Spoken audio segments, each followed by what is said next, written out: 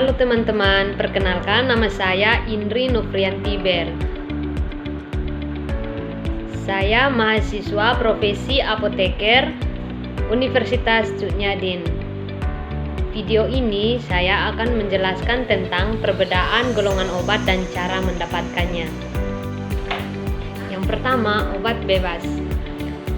Golongan obat bebas ditandai dengan lingkaran berwarna hijau dengan garis tepi hitam. Meskipun disebut aman, obat bebas tetap tidak boleh digunakan sembarangan karena memiliki kandungan kimia yang berdampak bagi kesehatan tubuh. Contoh obat bebas yang dapat dibeli di toko obat serta apotik tanpa resep dokter adalah paracetamol dan antasida. Yang kedua, obat bebas terbatas. Golongan obat bebas terbatas ditandai dengan lingkaran berwarna biru dengan garis tepi hitam.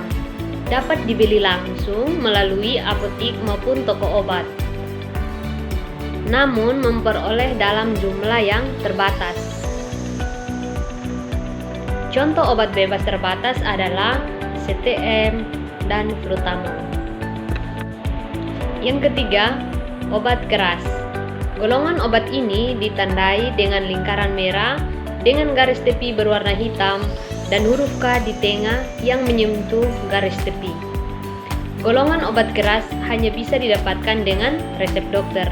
Contoh obat keras adalah asam mefenamat dan omeprazol. Yang keempat, obat golongan narkotika.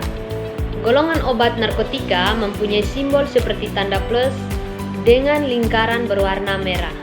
Obat ini hanya bisa didapatkan dengan resep dokter, dengan tanda tangan dokter, disertai nomor izin praktek dokter pada resep tersebut, dan tidak dapat menggunakan salinan resep. Contoh narkoba jenis ini adalah morfin dan kodein. Yang kelima, golongan fitofarmaka memiliki tanda kristal salju berwarna hijau di lingkaran kuning dengan tepi warna hijau. Dapat dibeli di toko obat berizin dan apotik. Contoh golongan obat fitofarmaka adalah obat untuk memperkuat daya tahan tubuh, misalnya seperti Stimuno dan Tensigard. Yang keenam, obat herbal terstandar atau OHT.